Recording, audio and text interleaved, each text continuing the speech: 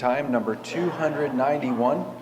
Number 291 is a song of encouragement following the lesson this morning. After you mark number 291, then turn to song number 719. Number 719, Love One Another. We're going to sing just the first and the third verse, please, of number 719.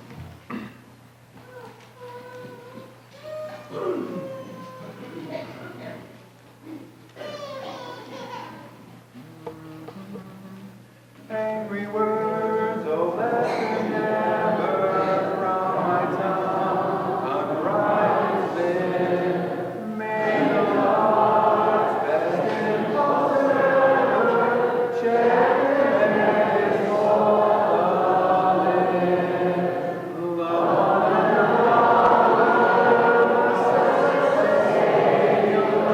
children obey the Father's last command.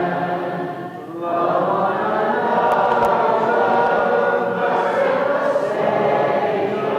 children obey the last command. Let our words be sweetly spoken, let my thoughts be greatly stirred.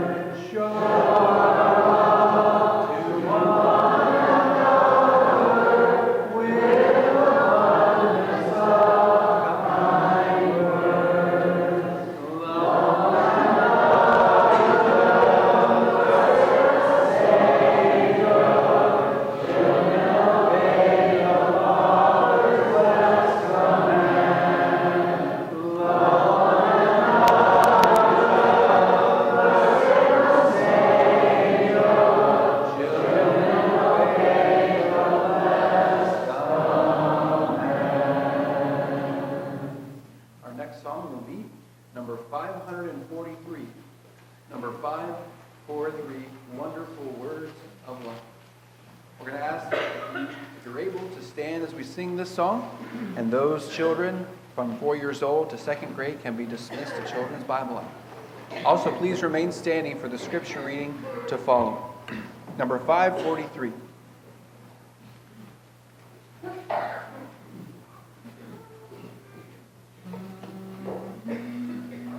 Sing them over again to me, wonderful words of life. Let me more their beauty see, wonderful words of life.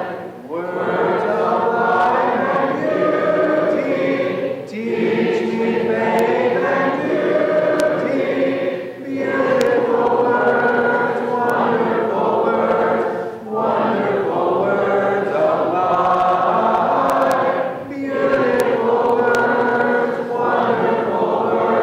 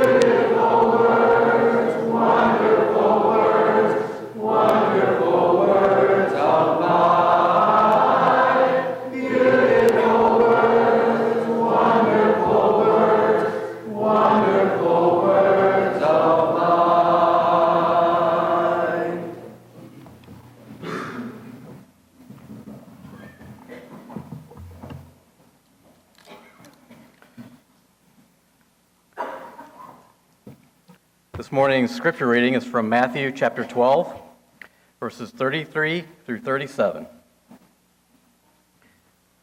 Matthew chapter 12.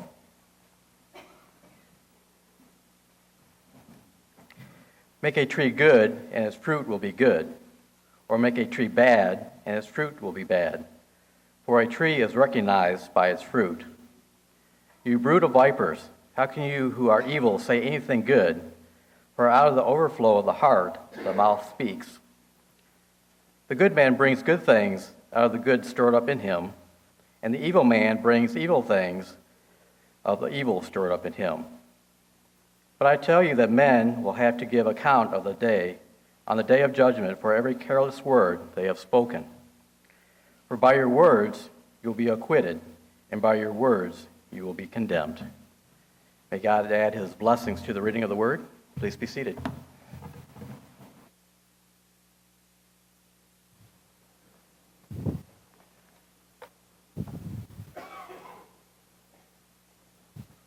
It's great to see everybody here this morning. It's a beautiful day. I know there's a little rain outside, but it's a wonderful day to be in Sarasota and a wonderful opportunity for us to be able to assemble together and worship our God. We're glad that you're here. This morning, if you have your bulletin, you might look at the inside of the front page there. I've got some verses that are speaking about the tongue, and we want to talk about the power of life and death. So I thought I'd start with just giving you a few little puns or word plays, and so just to make sure you're awake and get you thinking with me. The question is asked, why was 6 scared of 7? Because 7 ate 9. What happens when a frog's car breaks down? It gets towed away. I swallowed some glue, but I'm not telling my wife. My lips are sealed. 2 silkworms were in a race, but they both ended up in a tie. The old saying is, 2 can live for half, or half as cheap as 1, but only for half as long. Well, I know somebody would get that. I knew it'd probably be a man. Anyway, when you think about words, have you ever heard the saying that sticks and stones can break my bones, but words can never hurt me? Oh, how I wish that were true. Words can act like a neutron bomb. They are powerful. Look there in your bulletin. In Proverbs 25, verses 11 and 12, a word fitly spoken is like apples of gold in settings of silver. Like an earring of gold and an ornament of fine gold is a wise rebuke to an obedient ear. A man's stomach shall be satisfied from the fruit of his mouth, from the produce of his lips he shall be filled.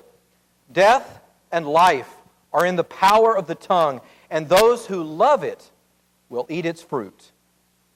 Anxiety in the heart of man causes depression, but a good word makes it glad. And then in Proverbs 15:23, a man has joy by the answer of his mouth, and a word spoken in due season, how good it is. Words are powerful. In Psalm 64 and verse 3, there the psalmist says, who sharpen their tongue like a sword, and bend their bows to shoot their arrows. Bitter words. Words can pierce to the very heart. The power of life and death are indeed in the tongue, and we should measure our words. In Matthew 12, the passage that Mark was reading for us, in that chapter, Jesus faces some adversaries. The Pharisees have opposed Jesus because his disciples plucked some grain on the Sabbath day. Jesus healed a man with a withered hand on the Sabbath day, and they told him that he was wrong for having that power and demonstrating or using it on the Sabbath day. And then there's a demon-possessed man that is both blind and mute. And Jesus heals him in chapter 12 and verse 22. And when he does that, the Pharisees have the audacity to say that he casts out demons by the power of Beelzebub, the Lord of the demons. Jesus, there in verse 25, talks about a kingdom that's divided against itself will come to desolation, or a house or a city that's divided cannot stand. We've heard that quoted by great men because they recognize the need for unity and the power that what the Pharisees are declaring is they're placing God against God. The power over Satan, the power over demons that Jesus demonstrated was the power of the Holy Spirit, was the power of God, and therefore they're attributing the power of God to Satan, is what Jesus then discusses in verses 31 and 32 as blasphemy against the Holy Spirit. Slandering God, His works and His words, and saying, oh, that's from the devil. I know that many people have asked me in my lifetime about the blasphemy against the Holy Spirit. Probably the quickest and most concise answer that I can give you about the sin against the Holy Spirit, the blasphemy against the Holy Spirit, is this. I read one commentator who said, if you're worried that you have committed blasphemy against the Holy Spirit, you haven't. The very fact that your heart would be sensitive to sin, any sin, every sin, means that you haven't reached the stage, because the very thing that this condition indicates, this blasphemy against the Holy Spirit, is the condition of the Pharisees' hearts. Their hearts were hardened against God. Their hearts were hardened against the message of hope and salvation that were coming through Jesus Christ. And to fail to recognize the power of God in Jesus was to miss everything that Jesus came to bring into the world. It's in this context that Jesus gives this parable of the tree. Look there again in verse 33. Jesus says, either make the tree good and its fruit good, or else make the tree bad and its fruit bad, for a tree is known by its fruit. In Matthew 7, 15 to 20, Jesus talks about false prophets or false teachers, that they are wolves in sheep's clothing. And He says in Matthew 7:20 that by their fruits you shall know them. There's evidence. The character of a person is displayed by their words. And so Jesus says this, and I want you to look at this with me today, to think about the power of words. Your words, my words. Look at verse 34. He says, brood of vipers. And that sounds so harsh for Jesus to call people venomous snakes. John the Baptist had referred to the very same group or type of people in Matthew 3:7. He says, brood of vipers, who warned you to flee from the wrath to come? As the Pharisees came out to test Him, to hear what He was saying so that they could argue, refute, debate it. Jesus calls them here, verse 34, brood of vipers, how can you, being evil, speak good things? For out of the abundance of the heart, the mouth speaks. If I were to sum this up, I would say the heart is in the tongue. What Jesus says is the heart is in the tongue. That is, what's nearest to the heart is nearest to the mouth. The words that we speak have and reveal character. When you think about it, creative words create. Hurtful words crush. Helpful words build. Destructive words destroy. Toxic words poison. Soothing words heal. Faith-filled words bring life, but faithless words bring death. In your body, there are about 650 named muscles. Somebody asked, well, what's the strongest muscle? Well, the heart is the hardest working muscle. I hate to tell you this, and this may be differing for each person, but the gluteus maximus is supposedly the largest muscle. Obviously, it's larger for some of us than for others. Understand the masseter that controls the jaw is able to close, and again, maybe Don could increase this, but it closes with about 200 pounds of pressure with the jaw. But like the heart that's always working, the tongue is always working. It's not just when we're swallowing, it's not just when we're forming words. The tongue works to help filter out germs, and the tongue, even when you're sleeping, is helping to push saliva down into your stomach. It is always at work. It's powerful. But it's even more powerful because of the things that are expressed. When you think about words, Peter the Hermit helped launch the first crusade back in the 11th century by his words. Martin Luther helped launch the Protestant Reformation with his words. Thomas Jefferson helped launch the American Revolution as he wrote the words in the Declaration of Independence. Martin Luther King helped launch a movement with his words of "I have a dream" speech. Words. Powerful. Moving. Motivating. But every word has a moral history. It comes out of the heart. Just as a tree is folded up in a seed, so it is that our character is folded up in the words that we allow to proceed. I wish, like I said, that sticks and stones can break my bones, but words can never hurt me. I would venture to guess that in every one of our lives, and this goes for even the youngest of our children, that in every one of our lives, that there are some words that have resonated into our soul so vibrantly that we can remember the words that were said. Maybe they were positive, maybe they were extremely critical. But you can remember those words so well, they come back and you can play them over in your mind, even with the voice inflection of the one who said them. Maybe some of the words that ring out in your own mind and memory are the words which you have spoken. Maybe which, as soon as you spoke them, you wished you could take them back. Controlling the tongue. James talks about it is something it's a very unruly member. He talks about we put bits in the horses' mouths to be able to lead them where we want them to go. We put a rudder on a ship to be able to steer it. And he says, oh, what a forest can burn from a little fire. It can kindle and burn down great acreage, miles and miles. Destruction because of that fire. And James, there in James 3, talks about a spring of water.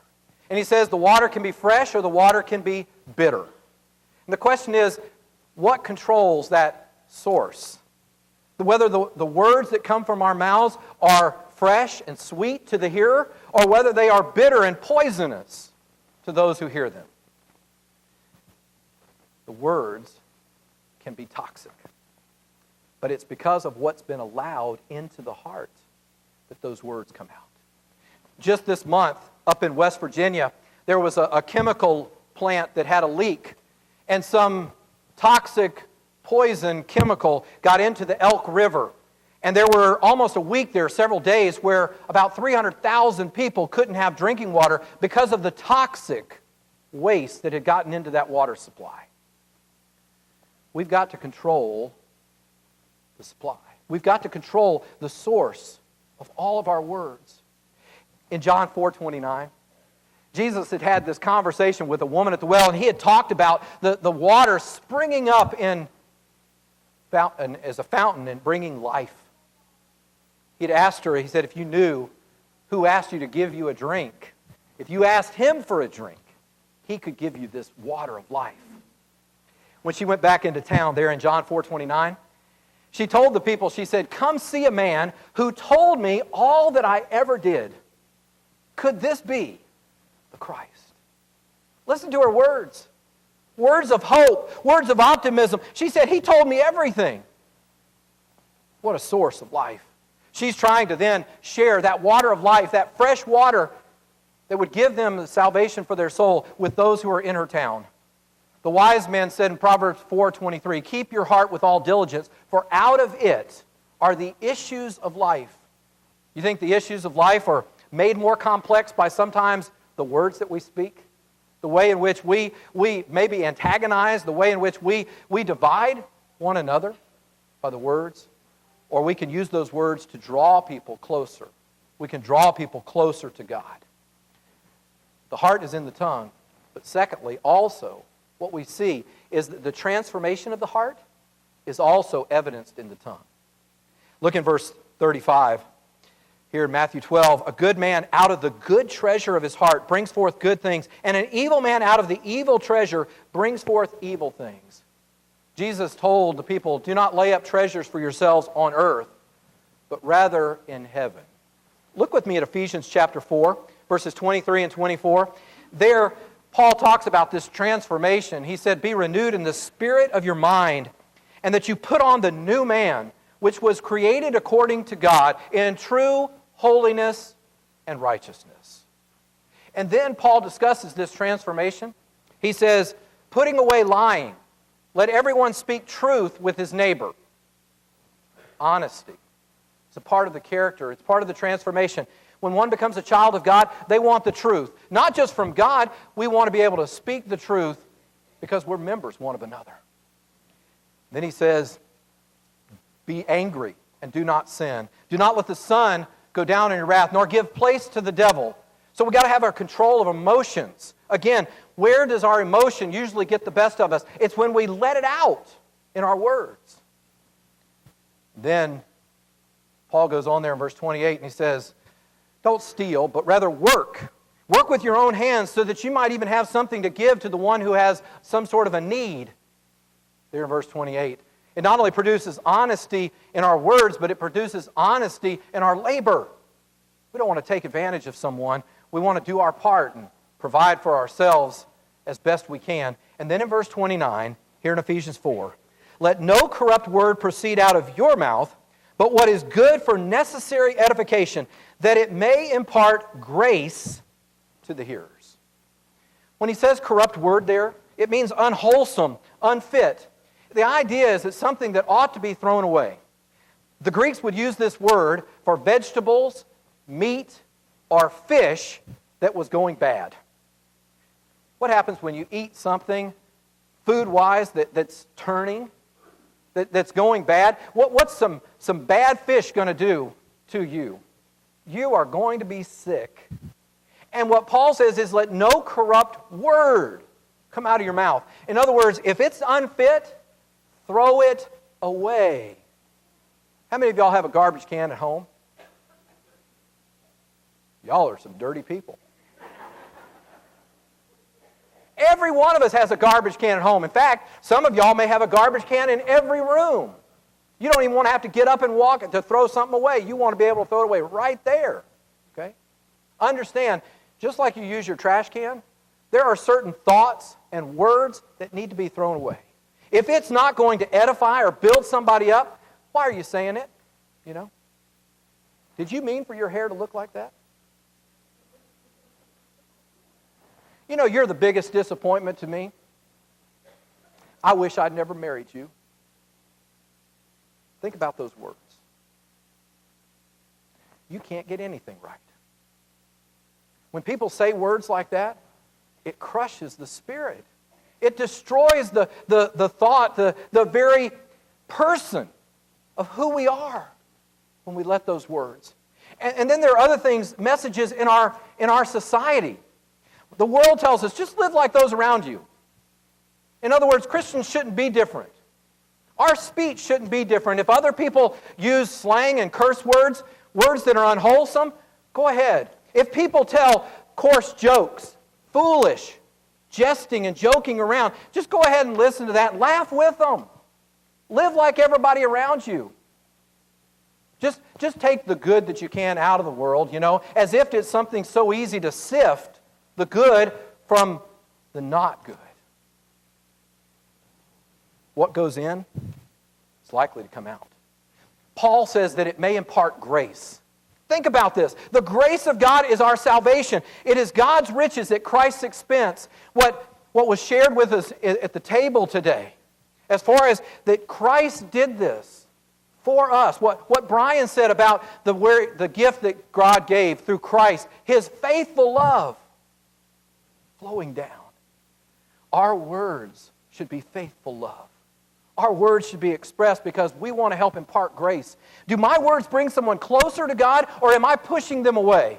Am I treating them as if they're not worthy of God's grace? Was I worthy? Did I deserve to be forgiven, but you did not? Oh, no. Oh, our words need to impart grace. Just like God has shown grace to us and forgiven our sins, we need to impart a lot of grace. We need to be able to bear with one another. We need to be able to forgive one another, and we need to be able to speak toward one another so as to encourage and build up and bless. Bless. Give life to people. I'm not talking about telling them just what they want to hear. Paul said, let your speech be always with grace, seasoned with salt, that you may know how to answer each one, Colossians 4:6. Grace. Your speech be always with grace. Peter said, if anyone speak, let him speak as of the oracles of God. The power. Think about this power of words. In Acts chapter 9, when Saul of Tarsus had the light that shone around him on the road to Damascus, he was told to go into the city, and there he would be told what he must do. Told, it was going to be words. In Acts 10 and verse 6, Cornelius is told to send for Peter that he might be told what he must do. And in verse 22, when Peter gets to Cornelius' household, Cornelius tells Peter, we're all here to hear words from you on behalf of God. Words. The power of the gospel comes in words. Power to be able to help people grow closer to God. When Philip was hitchhiking there with the treasurer, in the desert, got up in the chariot with him, and he said, do you understand what you're reading? And they had the conversation, and he began at that scripture to preach Jesus to him. Do you think he did that without words? Do you think Philip was a mime? No. He preached words. Words of life. Words of blessing, of eternity, forgiveness. The right words with the right voice can leave the right impression. On November 19th, 1863, there were two men who spoke at Gettysburg, Pennsylvania. The first one was Edward Everett. He was a former congressman, a former governor of Pennsylvania. He was the president of Harvard University, and I say that with hallowed terms, or tones. The president of Harvard University. He spoke at Gettysburg for 2 hours. And people don't remember what he said. President Abraham Lincoln got up, spoke for a little more than 2 minutes. There are 5 manuscripts of his speech, and the number of words range from about 268 to 272 words. That's all. Don't you wish the preacher could say it all in that short a time? Wishful thinking. Understand, Lincoln spoke, and his words resonated because he was speaking to a people who had been broken, who were enduring the trauma of civil war, and the nation was ripped apart. And Lincoln spoke words that were healing and soothing and helpful to encourage the nation to come back together on principles of truth. Understand the words that you speak to your neighbor.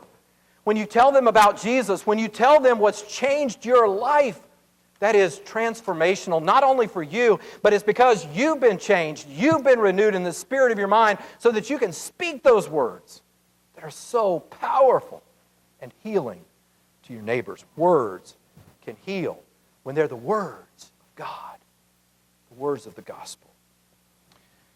Thirdly, the teaching tongue requires teaching. I want you to look with me there in Matthew 12. So many times people look at what Jesus said there about, but I say to you that every idle word men may speak, they will give account of it in the day of judgment. For by your words you will be justified, and by your words you will be condemned. It is the Pharisees, because of their blasphemy against the Holy Spirit, were pushing people away from God. And Jesus was saying, you don't think you're going to be judged for that? Interfering with the message of God, with the power of God being on display for everyone to see. Look back with me, if you have your Bibles, in Isaiah chapter 50 and verse 4. In Isaiah chapter 50 and verse 4, the Lord God has given me the tongue of the learned, that I should know how to speak, a word in season to him who is weary. He awakens me morning by morning. He awakens my ear to hear as the learned. Augustine said this. He said, I desire in the endeavor to teach that I may be able to learn. If we're going to try to tell someone else, if our tongue is going to be used for something that's edifying to impart grace, we're going to have to first be instructed. We're going to have to learn what it is that we should talk about, what it is that can make a difference. And if you are a child of God, then you should have learned. Or at least you ought to be engaged diligently in that process. We have Bible classes. We have opportunities for growth here at South Trail all around. I know that sometimes you may think, well, that's just to give Brian and Terry something to do. Oh, no. No, it's so that we can be learned, so that we can teach others. It's so that our words can be filled with the words of God, so that we can know what we ought to say. How many times have you thought, well, I would say something if I knew what to say? The more time we spend in the Word of God, the more it saturates into our soul, into our heart, into our character, then what to say is going to become natural. It's going to flow. In Ezekiel chapter 2 and verses 8 to chapter 3 and verse 1, God said, hey, Ezekiel, eat what you find. In other words, I've put something out there. I've got you a meal. Eat it. He said, and then go speak it to the house of Israel. If we don't know what to say, maybe it's because we're not eating properly. I'm not talking about the 3 squares and maybe what you snack on. I'm talking about the Word of God. Feasting, devouring, loving what God has spoken to you. And if you do, and if you take it to heart, it's going to be what flows out of the abundance of your heart. Power of life, power of death. Jesus said, go into all the world and preach the gospel to every person. Recently I saw on YouTube a little video, and it was the video of a blind man who was sitting on the sidewalk, and he had his little cardboard sign. It said, help, I'm blind. And there were a few people who came by, and they dropped a few coins into his cup. A woman came by. The blind man touched her shoe. He recognized it as a woman. She picked up that cardboard, and she turned it over, and she wrote something else. She placed it back down in its spot, and she walked away. The rest of the day, people came by, and they were throwing in much more than they were giving before. All of a sudden, this man was receiving help upon help, mercy upon mercy, compassion. At the end of the day, this woman came by, and he recognized her from her shoes. And he said, what did you do when you wrote on my sign?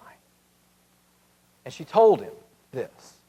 Instead of the message, help, I'm blind, that he had written, she wrote, it's a beautiful day, and I can't see it. It's a beautiful day, and I can't see it. The words made all the difference.